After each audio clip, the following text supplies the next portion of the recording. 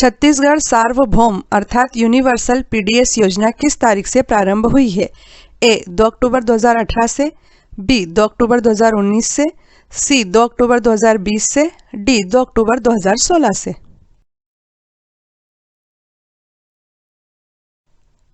उत्तर है option B 2 अक्टूबर 2019 से। छत्तीसगढ़ सार्वभौम पीडीएस योजना को किस अन्य नाम से भी जाना जाता है या संबोधित किया जाता है? ए छत्तीसगढ़ सार्वभौम पीडीएस एपीएल योजना, बी मुख्यमंत्री सार्वजनिक खाद्यान्न योजना, सी मुख्यमंत्री खाद्यान्न सुरक्षा योजना, डी छत्तीसगढ़ सार्वभौम बीपीएल योजना।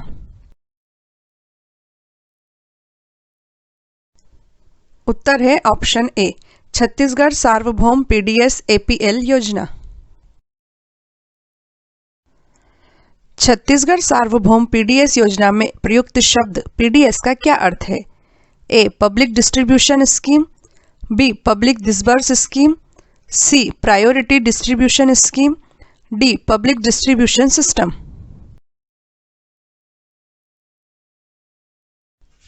उत्तर है option D public distribution system. Chhattisgarh सार्वभौम पीडीएस योजना में बार बार प्रयुक्त हुए शब्द एपीएल का अर्थ क्या है? A all protection line, B above poverty line, C all poverty line, D another poverty line.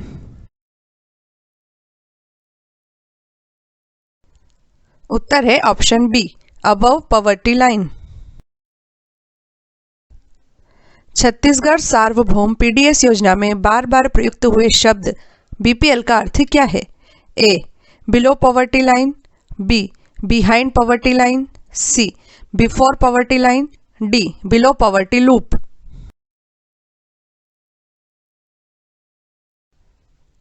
उत्तर है option A below poverty line. Chhattisgarh सार्वभौम पीडीएस योजना के लाभार्थी कौन है? ए बीपीएल कार्ड धारक, बी एपीएल कार्ड धारक, सी बीपीएल तथा एपीएल कार्ड धारक दोनों, डी देश का प्रत्येक नागरिक चाहे उसके पास बीपीएल कार्ड तथा एपीएल कार्ड हो या ना हो।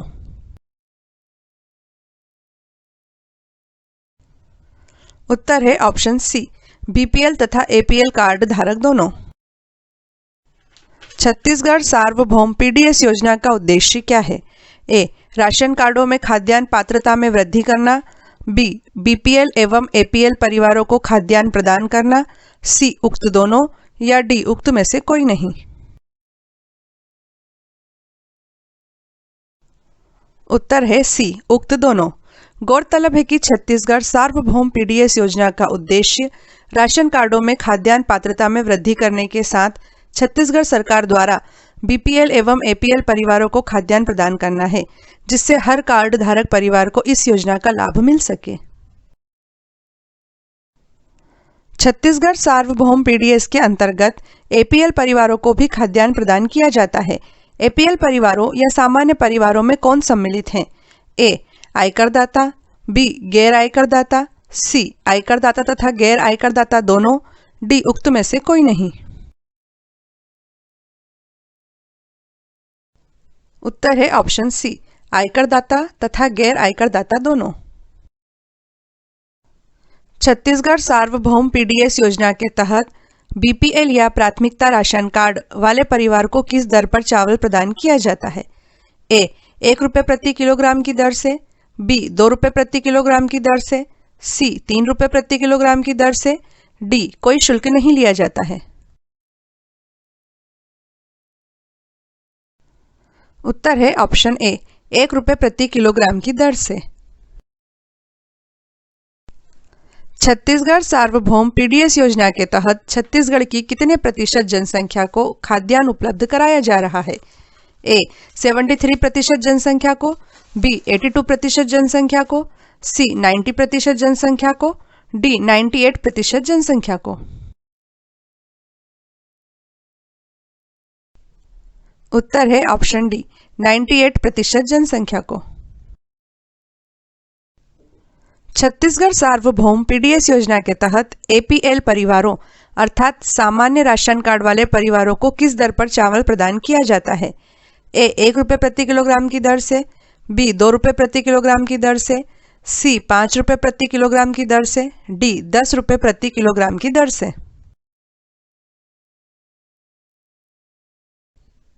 उत्तर है ऑप्शन डी 10 रुपये प्रति किलोग्राम की दर से। छत्तीसगढ़ सार्वभौम पीडीएस योजना के तहत एक सदस्यीय परिवार को, अर्थात जिस परिवार में केवल एक ही सदस्य हो, उसे प्रति माह कितना चावल इस योजना के तहत प्रदान किया जाएगा? ए प्रति माह 15 किलो चावल, बी प्रति माह 20 किलो चावल, सी प्रति माह 5 किलो चावल, डी प्रति माह 10 किलो चावल।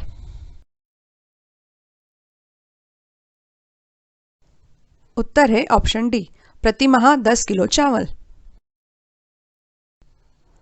छत्तीसगढ़ सार्वभौम पीडीएस योजना के तहत 2 सदस्यीय परिवार को, अर्थात जिस परिवार में केवल 2 सदस्य हों, उसे प्रति माह कितना चावल इस योजना के तहत प्रदान किया जाएगा? ए प्रति माह 15 किलो चावल, बी प्रति माह 20 किलो चावल, सी प्रति माह 5 किलो चावल, डी प्रति माह 10 किलो चावल।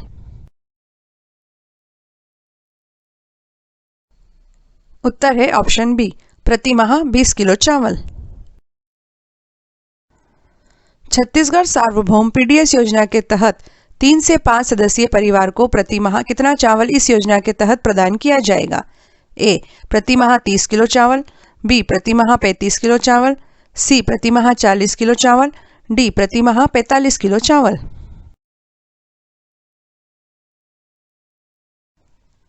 उत्तर है ऑप्शन बी प्रति माह 35 किलो चावल। यदि परिवार में 5 से अधिक सदस्य हैं तो हर अतिरिक्त सदस्य के लिए छत्तीसगढ़ सार्वभौम पीडीएस योजना के तहत कितने किलो प्रति माह चावल प्रदान किया जाएगा?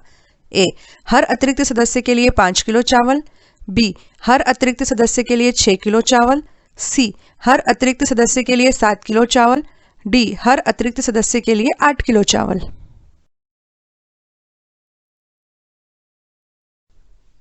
उत्तर है ऑप्शन सी हर अतिरिक्त सदस्य के लिए 7 किलो चावल।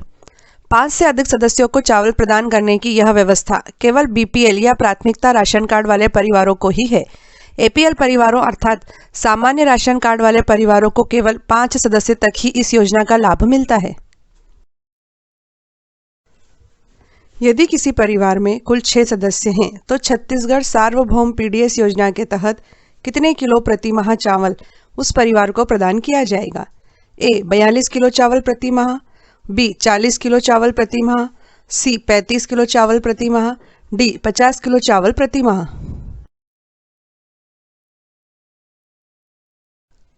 उत्तर है ऑप्शन ए 42 किलो चावल प्रति माह।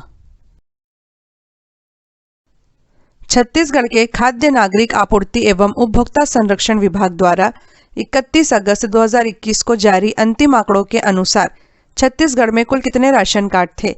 ए 68,46,044 ration card, B 65,46,044 ration card, C 60,46,044 ration card, D 50,46,044 ration card.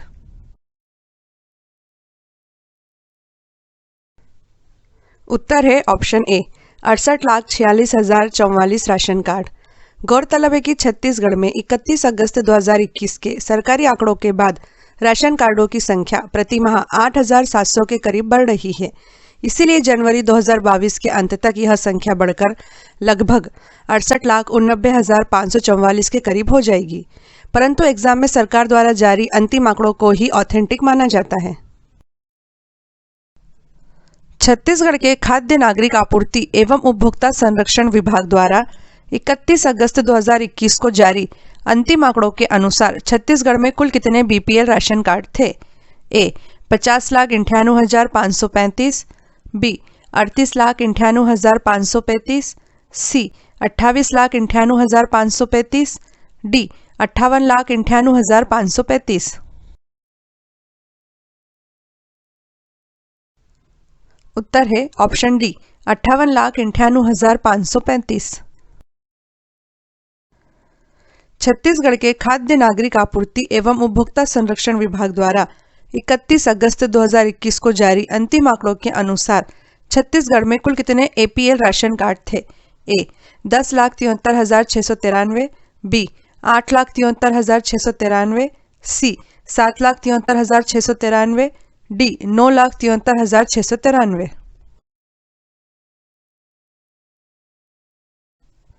उत्तर है ऑप्शन डी 9,73,693। बस्तर संभाग के निवासियों में आयरन की कमी को दूर करने के लिए सार्वजनिक वितरण प्रणाली के अंतर्गत 6,71,000 अंत्योदय, प्राथमिकता, अन्नपूर्णा, एकल निराश्रित एवं निःशक्त जन राशन कार्ड धारियों को जनवरी 2020 से प्रति माह किस दर पर 2 किलो गुड़ प्रदान किया जा रहा है? ए 17 रुपये प्रति किलो, बी 10 रुपये प्रति किलो, सी 7 रुपये प्रति किलो, डी 1 रुपये प्रति किलो।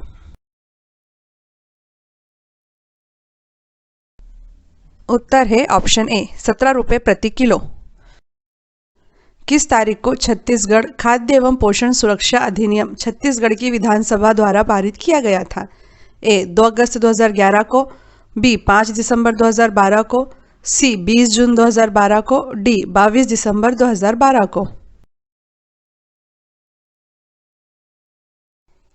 उत्तर है ऑप्शन डी 22 दिसंबर 2012 को। छत्तीसगढ़ खाद्य एवं पोषण सुरक्षा अधिनियम को किस तारीख को छत्तीसगढ़ के राज्यपाल द्वारा अनुमति प्रदान की गई थी? अर्थात छत्तीसगढ़ खाद्य एवं पोषण सुरक्षा अधिनियम 2012 पर राज्यपाल ने कब हस्ताक्षर किए थे? ए 9 जनवरी 2013 को, बी 19 फरवरी 2013 को, सी 21 जनवरी 2013 को, डी 1 मार्च 2013 को।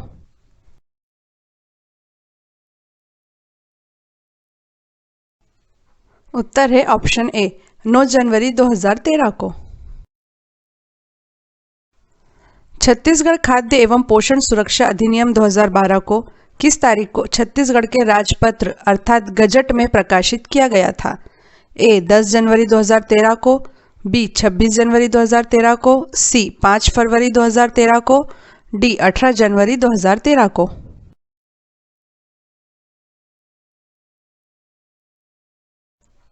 उत्तर है ऑप्शन डी 18 जनवरी 2013 को। भारत का वह पहला राज्य कौन सा है जिसने सबसे पहले खाद्य एवं पोषण सुरक्षा कानून लागू किया था? ए गोवा, बी केरल, सी छत्तीसगढ़, डी मध्य प्रदेश।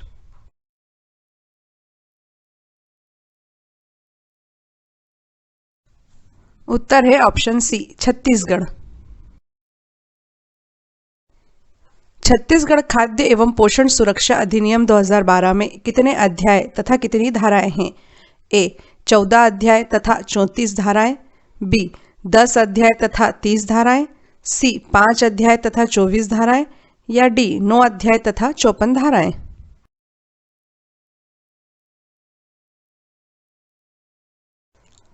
उत्तर है ऑप्शन ए 14 अध्याय तथा 34 धाराएं। छत्तीसगढ़ खाद्य एवं पोषण सुरक्षा अधिनियम 2012 के अध्याय 1 में कितनी धाराएं हैं? ए 3 धाराएं, बी 5 धाराएं, सी 2 धाराएं, डी 4 धाराएं।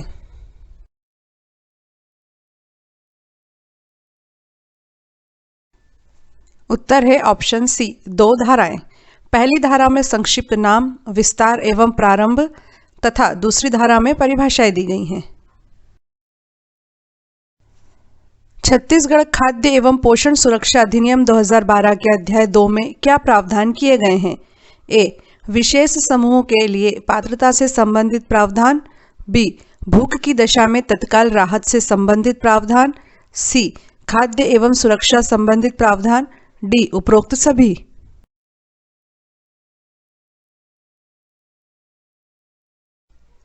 उत्तर है ऑप्शन सी खाद्य एवं सुरक्षा संबंधित प्रावधान।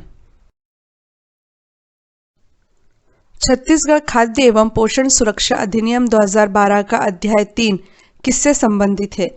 ए विशेष समूहों के लिए पात्रता से, बी भूख की दशा में तत्काल राहत से, सी खाद्य एवं सुरक्षा संबंधित प्रावधान से, डी छत्तीसगढ़ सरकार की योजनाओं से।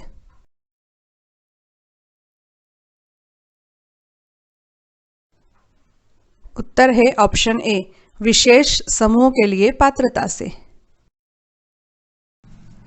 छत्तीसगढ़ खाद्य एवं पोषण सुरक्षा अधिनियम 2012 का अध्याय 4 किससे संबंधित है? ए. छत्तीसगढ़ सरकार की योजनाओं से, बी. राज्य सरकार के वित्तीय उत्तरदायित्व से, सी. पात्र समूहों की पहचान से, डी. भू की दशा में तत्काल राहत से।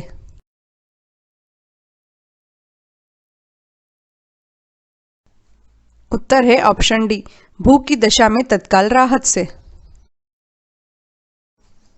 छत्तीसगढ़ खाद्य एवं पोषण सुरक्षा अधिनियम 2012 का अध्याय 5 किससे संबंधित है? ए. छत्तीसगढ़ सरकार की योजनाओं से, बी. राज्य सरकार के वित्तीय उत्तरदायित्व से, सी. पात्र समूहों की पहचान से, या डी. महिला सशक्तिकरण से।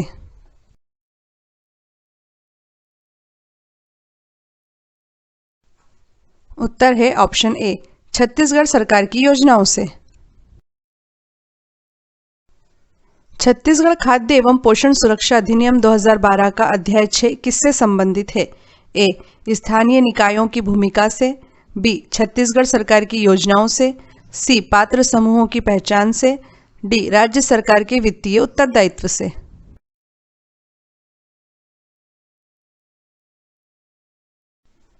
उत्तर है ऑप्शन डी, राज्य सरकार के वित्तीय उत्तरदायित्व से। छत्तीसगढ़ खाद्य एवं पोषण सुरक्षा अधिनियम 2012 का अध्याय 7 किससे संबंधित है? ए. पात्र समूहों की पहचान से, बी. स्थानीय निकायों की भूमिका से, सी. राज्य सरकार के वित्तीय उत्तरदायित्व से, डी. उक्त में से कोई नहीं।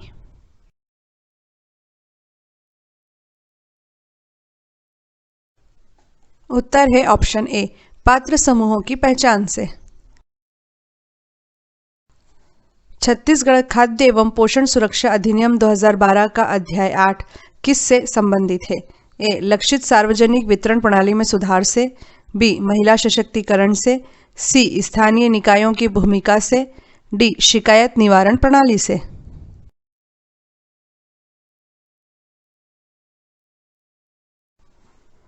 उत्तर है ऑप्शन बी, महिला सशक्तिकरण से। छत्तीसगढ़ खाद्य एवं पोषण सुरक्षा अधिनियम 2012 का अध्याय 9 किससे संबंधित है? ए. लक्षित सार्वजनिक वितरण प्रणाली में सुधार से, बी. अपराध एवं शास्ति से, सी. स्थानीय निकायों की भूमिका से, डी. शिकायत निवारण प्रणाली से।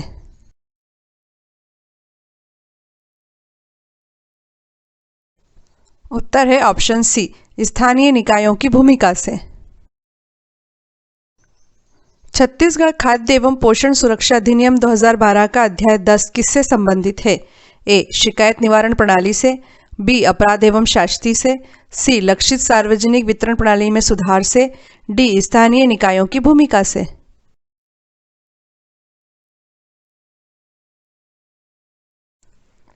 उत्तर है ऑप्शन ए, शिकायत निवारण प्रणाली से। छत्तीसगढ़ खाद्य एवं पोषण सुरक्षा अधिनियम 2012 का अध्याय 11 किससे संबंधित है?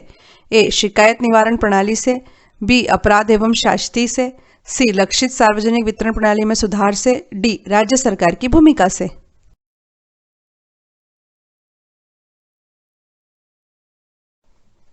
उत्तर है ऑप्शन सी, लक्षित सार्वजनिक वितरण प्रणाली में सुधार से। छत्तीसगढ़ खाद्य एवं पोषण सुरक्षा अधिनियम 2012 का अध्याय 12 किससे संबंधित है? ए. शिकायत निवारण प्रणाली से, बी. पारदर्शिता एवं जवाबदेही से, सी. लक्षित सार्वजनिक वितरण प्रणाली में सुधार से, डी. राज्य सरकार की भूमिका से।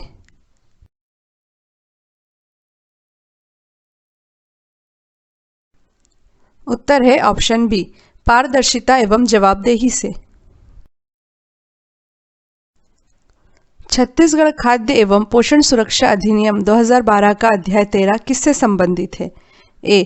शिकायत निवारण प्रणाली से, बी. अपराध एवं शास्ति से, सी. लक्षित सार्वजनिक वितरण प्रणाली में सुधार से, डी. राज्य सरकार की भूमिका से।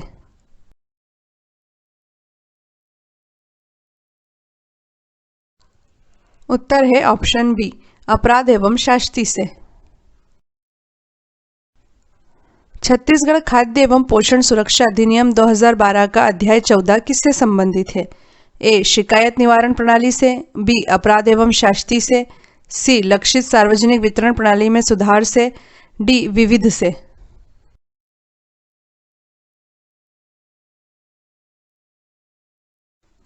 उत्तर है ऑप्शन डी विविध से। अंत्योदय, सामान्य, प्राथमिक परिवारों द्वारा रियायती दरों पर खाद्य सामग्री प्राप्त करने से संबंधित प्रावधान छत्तीसगढ़ खाद्य एवं पोषण सुरक्षा अधिनियम 2012 की किस धारा में है?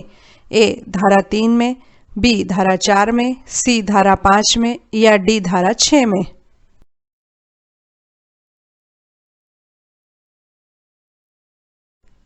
उत्तर है ऑप्शन ए धारा 3 में। छत्तीसगढ़ खाद्य एवं पोषण सुरक्षा अधिनियम 2012 की धारा 4 किससे संबंधित है? ए गर्भवती महिलाओं के लिए पोषण आहार से, बी शिशुवती महिलाओं के लिए पोषण आहार से, सी 12 साल से कम उम्र के बच्चों के लिए पोषण आहार से, डी गर्भवती महिलाओं तथा शिशुवती महिलाओं के लिए पोषण आहार से।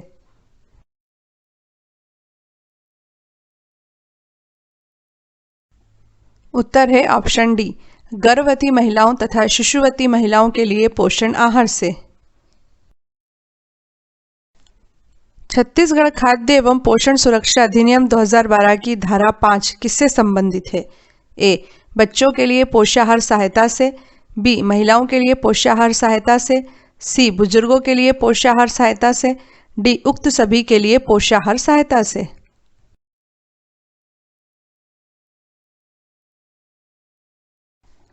उत्तर है ऑप्शन ए बच्चों के लिए पोषाहार सहायता से। छत्तीसगढ़ खाद्य एवं पोषण सुरक्षा अधिनियम 2012 की धारा 6 किससे संबंधित है? ए महिलाओं के लिए पोषाहार सहायता से, बी बुजुर्गों के लिए पोषाहार सहायता से, सी छात्रावासों तथा आश्रमों में रहने वाले विद्यार्थियों के लिए पोषण आहार से, डी उक्त सभी के लिए पोषाहार सहायता से।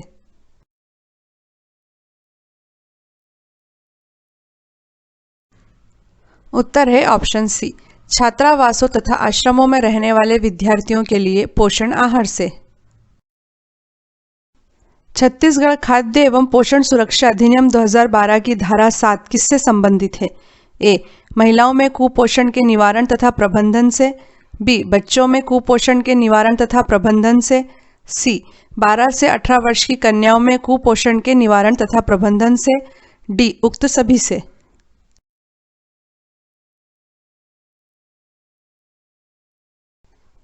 उत्तर है ऑप्शन बी बच्चों में कुपोषण के निवारण तथा प्रबंधन से। छत्तीसगढ़ खाद्य एवं पोषण सुरक्षा अधिनियम 2012 की धारा 8 और 9 किससे संबंधित हैं? ए आपात अथवा आपदा प्रभावित व्यक्तियों के लिए पोषण आहार से, बी महिलाओं के लिए पोषाहार सहायता से, सी बुजुर्गों के लिए पोषाहार सहायता से, डी उक्त सभी से।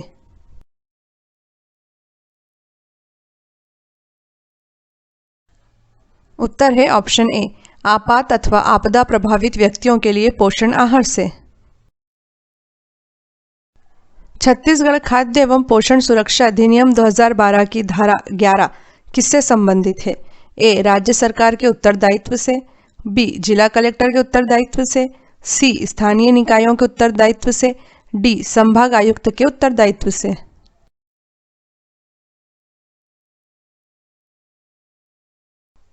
उत्तर है ऑप्शन सी स्थानीय निकायों के उत्तरदायित्व से। छत्तीसगढ़ खाद्य एवं पोषण सुरक्षा अधिनियम 2012 की धारा 13 किससे संबंधित है? ए पात्रताओं की प्राप्ति हेतु योजनाओं के क्रियान्वयन से, बी राज्य सरकार के उत्तरदायित्व से, सी जिला कलेक्टर के उत्तरदायित्व से, डी उक्त में से कोई नहीं।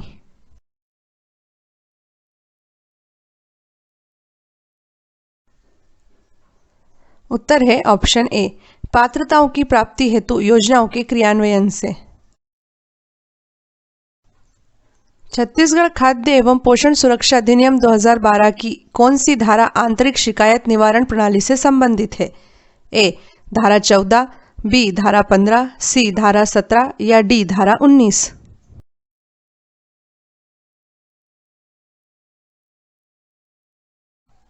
उत्तर है ऑप्शन डी धारा 19।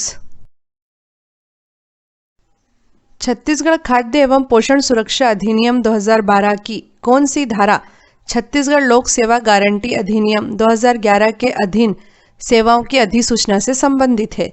ए धारा 20, बी धारा 22, सी धारा 24, डी धारा 26।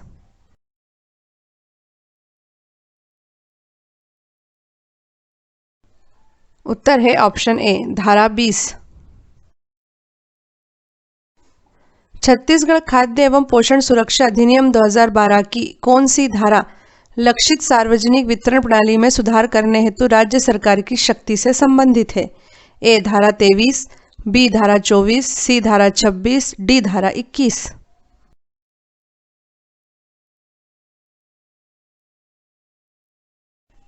उत्तर है ऑप्शन डी धारा 21।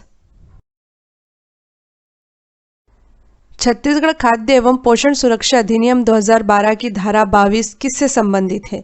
ए निगरानी समिति से, बी स्थानीय निकायों द्वारा सामाजिक अंकेक्षण करने से, सी लक्षित सार्वजनिक वितरण प्रणाली से संबंधित अभिलेखों के प्रकटन से, डी उक्त सभी से।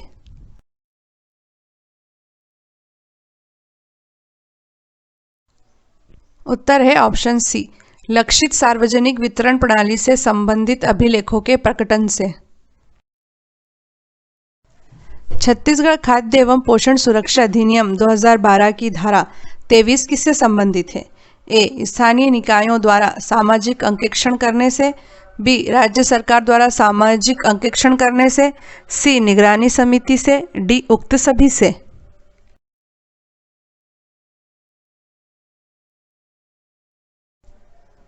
उत्तर है ऑप्शन ए स्थानीय निकायों द्वारा सामाजिक अंकेक्षण करने से।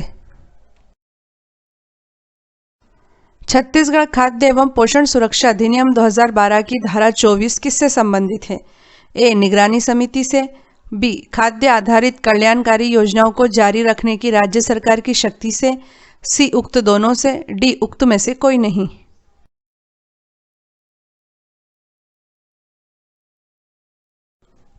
उत्तर है ऑप्शन ए निगरानी समिति से। छत्तीसगढ़ खाद्य एवं पोषण सुरक्षा अधिनियम 2012 की धारा 25 किससे संबंधित है? ए खाद्य आधारित कल्याणकारी योजनाओं को जारी रखने की राज्य सरकार की शक्ति से, बी छत्तीसगढ़ सार्वजनिक वितरण प्रणाली आदेश 2004 के प्रावधानों के उल्लंघन के लिए दंड से, सी अधिनियम के अधीन पात्रता प्रदान करने की कार्यवाहियों के विनियमन से, डी उक्त में से कोई नहीं।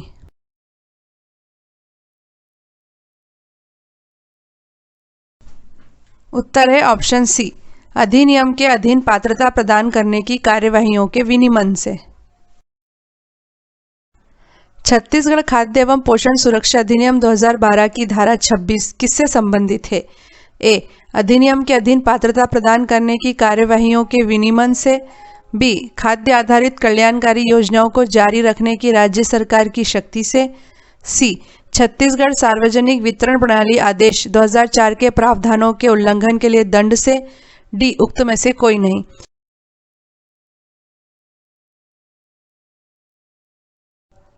उत्तर है ऑप्शन सी छत्तीसगढ़ सार्वजनिक वितरण प्रणाली आदेश 2004 के प्रावधानों के उल्लंघन के लिए दंड से।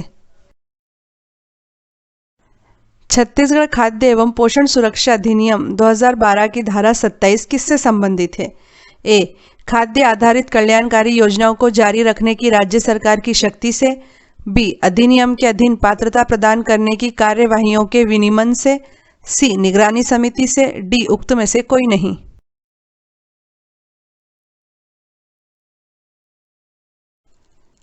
उत्तर है ऑप्शन ए खाद्य आधारित कल्याणकारी योजनाओं को जारी रखने की राज्य सरकार की शक्ति से। छत्तीसगढ़ खाद्य एवं पोषण सुरक्षा अधिनियम 2012 की धारा 28 किससे संबंधित है? ए इस अधिनियम के अधीन शक्तियों के प्रतियोजन से, बी अनुसूचियों में संशोधन की शक्ति से, सी नियम बनाने की शक्ति से, डी उक्त में से कोई नहीं।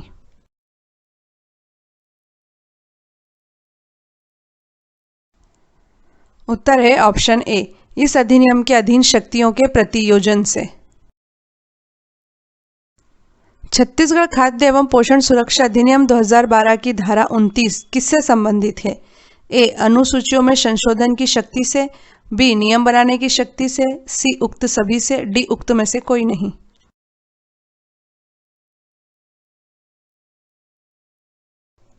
उत्तर है ऑप्शन ए, अनुसूचियों में संशोधन की शक्ति से। छत्तीसगढ़ खाद्य एवं पोषण सुरक्षा अधिनियम 2012 की धारा 30 किससे संबंधित है? ए नियम बनाने की शक्ति से, बी निगरानी समिति से, सी उक्त सभी से, डी उक्त में से कोई नहीं।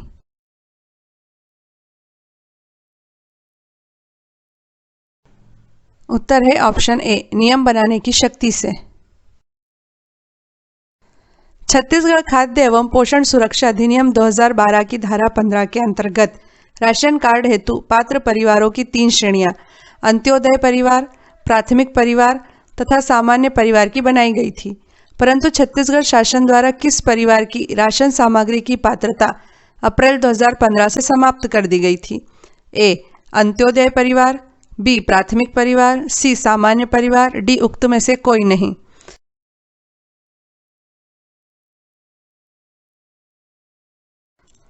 उत्तर है ऑप्शन सी, सामान्य परिवार। छत्तीसगढ़ खाद्य एवं पोषण सुरक्षा अधिनियम 2012 के तहत छत्तीसगढ़ सरकार कुपोषण से ग्रस्त बालकों की पहचान कैसे करेगी? ए स्थानीय आंगनबाड़ी के माध्यम से, बी बालवाड़ी के माध्यम से, सी ग्राम पंचायत के माध्यम से, डी उक्त सभी।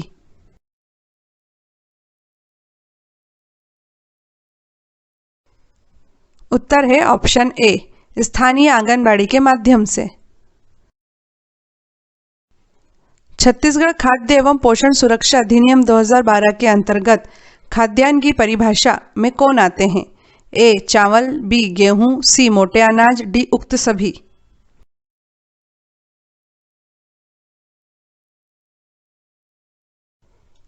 उत्तर है ऑप्शन डी, उक्त सभी। छत्तीसगढ़ खाद्य एवं पोषण सुरक्षा अधिनियम 2012 के अंतर्गत खाद्यान्न की परिभाषा के तहत चावल किस धारा के अंतर्गत आता है? ए 2E के अंतर्गत, बी 3E के अंतर्गत, सी 4E के अंतर्गत, डी 5E के अंतर्गत।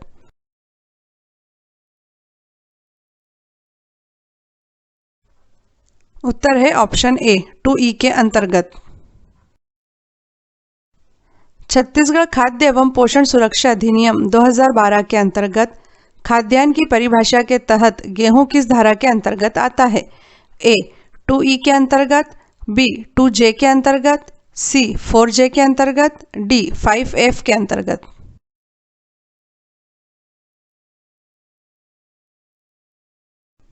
उत्तर है ऑप्शन बी, 2J के अंतर्गत। इस अधिनियम के तहत कंज्यूमर डिस्प्यूट्स रिएक्शन फोरम या जिला फोरम की स्थापना किसके द्वारा की जाएगी? ए छत्तीसगढ़ सरकार के द्वारा, बी ग्राम पंचायत के द्वारा, सी छत्तीसगढ़ प्रशासन के द्वारा, डी उक्त सभी के द्वारा।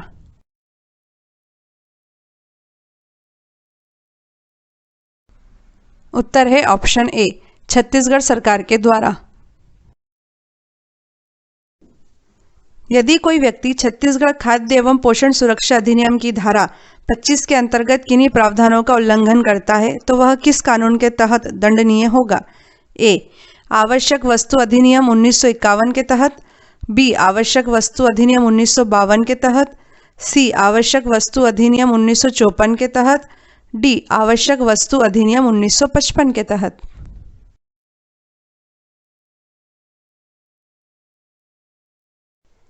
उत्तर है ऑप्शन डी, आवश्यक वस्तु अधिनियम 1955 के तहत। छत्तीसगढ़ खाद्य एवं पोषण सुरक्षा अधिनियम 2012 के अंतर्गत राशन कार्ड किसके नाम से जारी किए जाते हैं? ए परिवार की वयस्क मुखिया महिला के नाम से, बी परिवार के वयस्क मुखिया पुरुष के नाम से, सी परिवार की बहू के नाम से, डी उक्त में से कोई नहीं।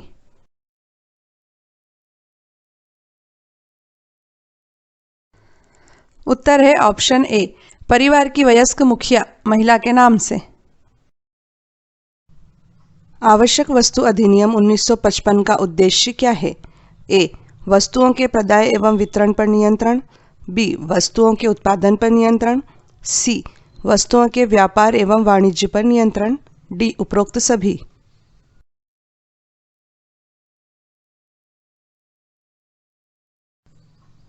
उत्तर है ऑप्शन डी, उपरोक्त सभी। आवश्यक वस्तु अधिनियम 1955 भारत में किस तारीख से लागू हुआ था? ए 1 मई 1955 से, बी 1 मार्च 1955 से, सी 1 अप्रैल 1960 से, डी 1 अप्रैल 1955 से।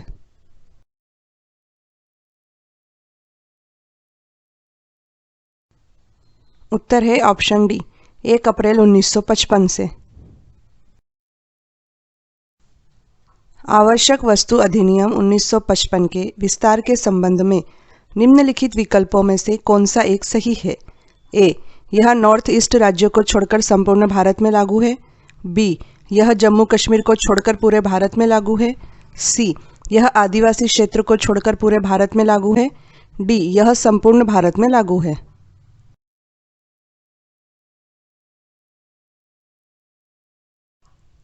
उत्तर है ऑप्शन डी, यह संपूर्ण भारत में लागू है। आवश्यक वस्तु अधिनियम 1955 में कुल कितनी धाराएं हैं? ए 16 धाराएं, बी 20 धाराएं, सी 22 धाराएं, डी 27 धाराएं।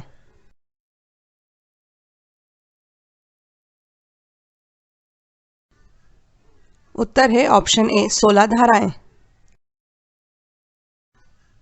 आवश्यक वस्तु अधिनियम 1955 की किस धारा में यह कहा गया है कि इस अधिनियम का विस्तार संपूर्ण भारत पर है?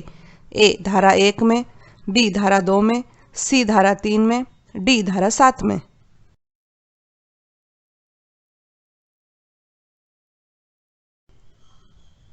उत्तर है ऑप्शन ए धारा 1 में। आवश्यक वस्तु अधिनियम 1955 की किस धारा में परिभाषाएं तथा आवश्यक वस्तुओं की घोषणा से संबंधित जानकारी दी गई है? ए धारा 2 में, बी धारा 3 में, सी धारा 4 में, डी धारा 5 में।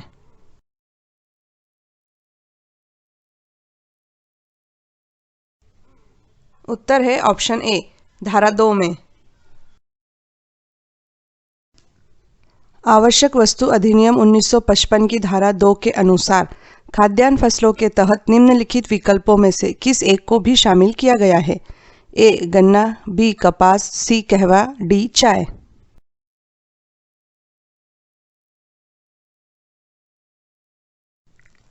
उत्तर है ऑप्शन ए गन्ना। आवश्यक वस्तु अधिनियम 1955 की धारा 2 के तहत चीनी से क्या अभिप्रेत है, अर्थात क्या आशय है? ए किसी भी प्रकार की चीनी जिसमें 90% से अधिक सुक्रोज हो, बी खांड सारी चीनी या बूरा चीनी या पिसी हुई चीनी अथवा रवे या चूर्ण चीनी, सी वैक्यूम पेन चीनी कारखाने में प्रक्रियाधीन चीनी या उसमें उत्पादित कच्ची चीनी, डी उक्त सभी।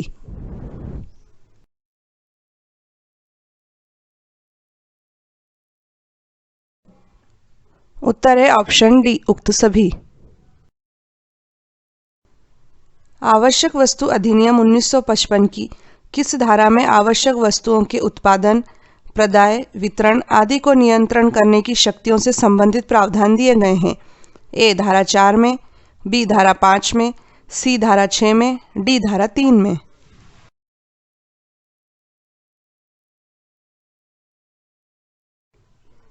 उत्तर है ऑप्शन डी धारा 3 में।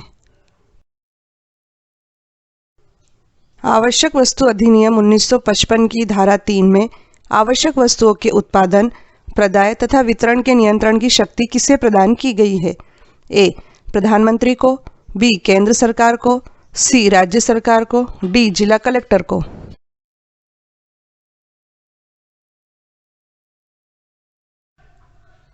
उत्तर है ऑप्शन बी केंद्र सरकार को।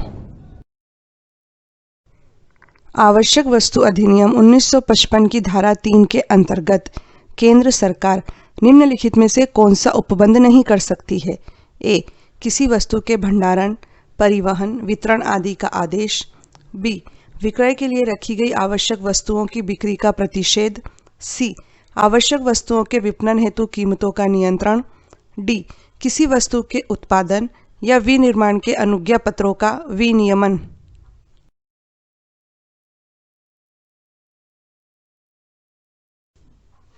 उत्तर है ऑप्शन बी विक्रय के लिए रखी गई आवश्यक वस्तुओं की बिक्री का प्रतिषेध।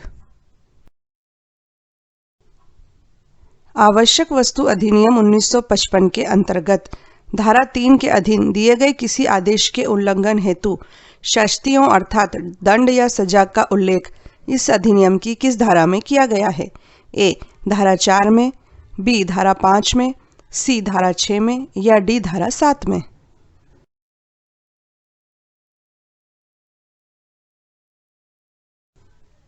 उत्तर है ऑप्शन डी, धारा 7 में।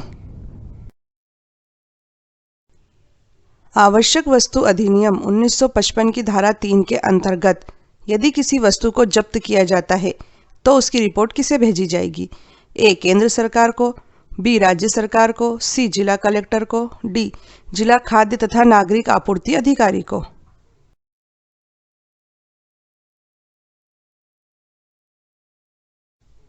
उत्तर है ऑप्शन सी, जिला कलेक्टर को।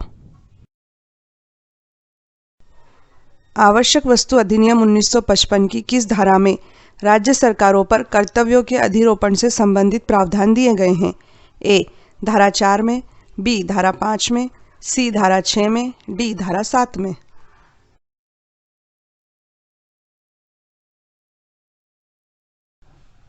उत्तर है ऑप्शन ए, धारा 4 में। आवश्यक वस्तु अधिनियम 1955 की किस धारा में शक्तियों के प्रत्ययों से संबंधित प्रावधान दिए गए हैं? ए. धारा 4 में, बी. धारा 5 में, सी. धारा 6 में, डी. धारा 7 में।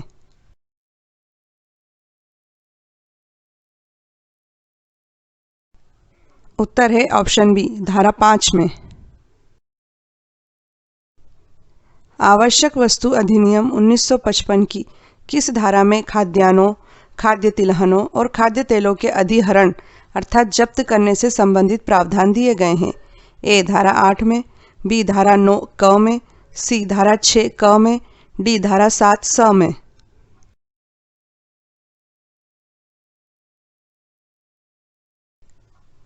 उत्तर है ऑप्शन सी, धारा 6 क में।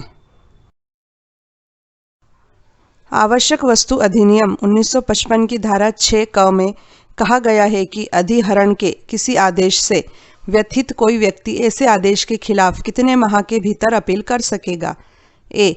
1 माह के भीतर, बी. 2 माह के भीतर, सी. 6 माह के भीतर, डी. 3 माह के भीतर।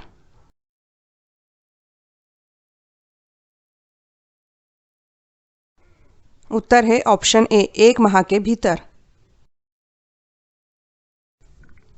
आवश्यक वस्तु अधिनियम 1955 की किस धारा में आवश्यक वस्तुओं के उत्पादन, प्रदाय तथा वितरण के नियंत्रण का उल्लेख है? ए.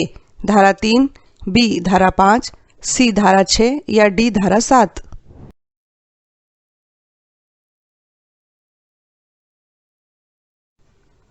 उत्तर है ऑप्शन डी, धारा 7।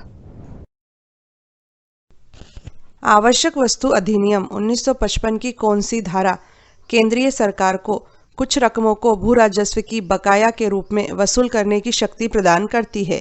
ए. धारा 7 क, बी. धारा 8 क, सी. धारा 9 क, डी. धारा 10 स।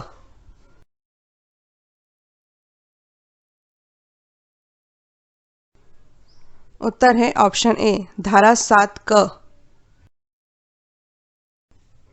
आवश्यक वस्तु अधिनियम 1955 की धारा 9 के अंतर्गत मिथ्या कथन के लिए कारावास की अवधि क्या होगी? ए. 10 वर्ष, बी. 20 वर्ष, सी. 5 वर्ष, डी. 7 वर्ष।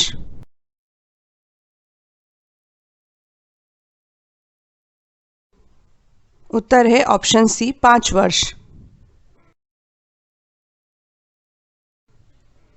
आवश्यक वस्तु अधिनियम 1955 की किस धारा में कंपनियों द्वारा अपराध से संबंधित प्रावधान दिए गए हैं?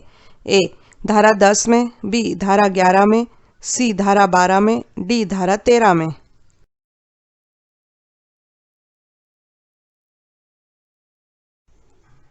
उत्तर है ऑप्शन ए, धारा 10 में।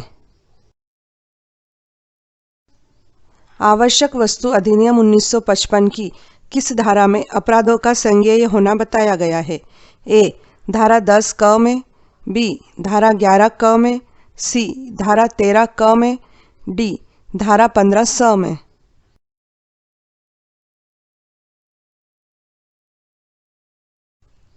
उत्तर है ऑप्शन ए धारा 10 क में।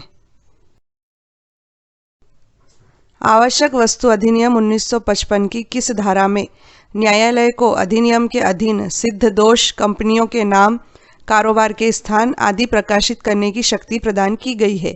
ए धारा 6 ग में, बी धारा 9 क में, सी धारा 10 ख में, डी धारा 12 स में।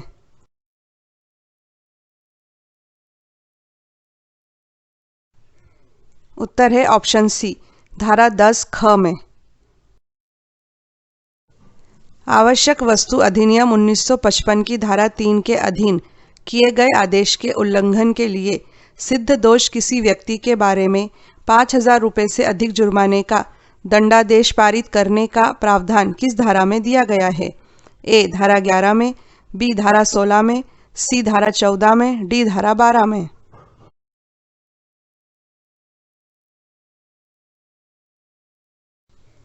उत्तर है ऑप्शन डी धारा 12 में। आवश्यक वस्तु अधिनियम 1955 की किस धारा में लोक सेवकों का अभियोजन से संबंधित प्रावधान दिए गए हैं? ए धारा 14 में, बी धारा 15 क में, सी धारा 14 स में, डी धारा 12 में।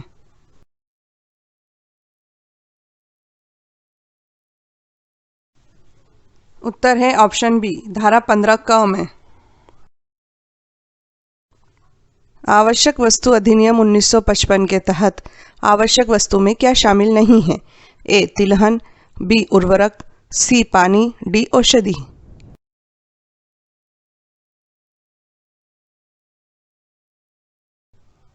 उत्तर है ऑप्शन सी पानी। आवश्यक वस्तु अधिनियम 1955 के अंतर्गत निम्नलिखित में से कौन सी आवश्यक वस्तु नहीं है?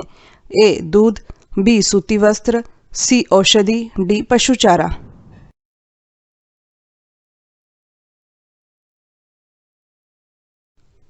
उत्तर है ऑप्शन ए दूध। आवश्यक वस्तु अधिनियम 1955 के प्रावधानों के अंतर्गत सभी प्रकार के अपराधों का विचारण कौन करेगा?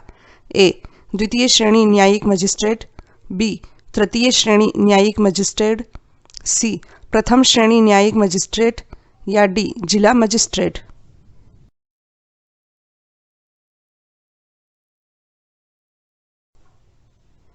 उत्तर है ऑप्शन सी प्रथम श्रेणी न्यायिक मजिस्ट्रेट। आवश्यक वस्तु अधिनियम 1955 के अनुसार आवश्यक वस्तु का अर्थ क्या है? ए आवश्यक वस्तु का अर्थ इस अधिनियम की धारा 2 में परिभाषित है, बी आवश्यक वस्तु का अर्थ इस अधिनियम की धारा 3 में परिभाषित है, सी आवश्यक वस्तु का अर्थ इस अधिनियम के परिशिष्ट में परिभाषित है, डी आवश्यक वस्तु का अर्थ इस अधिनियम की अनुसूची में परिभाषित है।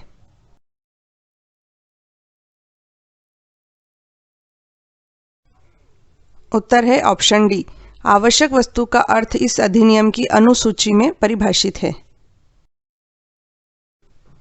आवश्यक वस्तु अधिनियम 1955 के अंतर्गत दंडनीय हर एक अपराध किस प्रकार का होगा? ए संज्ञेय, बी असंज्ञेय, सी नीति विरुद्ध, डी उक्त सभी।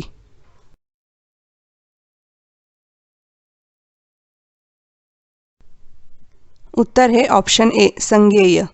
गौरतलब है कि संज्ञेय अपराध ऐसे अपराध होते हैं जिसमें गिरफ्तारी के लिए पुलिस को किसी वारंट की जरूरत नहीं होती है। दूसरे शब्दों में कहें तो पुलिस अपराधी को बिना कोर्ट की अनुमति के तत्काल गिरफ्तार कर सकती है। आवश्यक वस्तु अधिनियम 1955 की अनुसूची में आवश्यक वस्तुओं के तहत निम्नलिखित में से क्या शामिल है? ए पेट्रोलियम तथा पेट्रोलियम उत्पाद, बी फलों तथा सब्जियों के बीज, सी तिलहन तथा खाद्य तेल, डी उक्त सभी।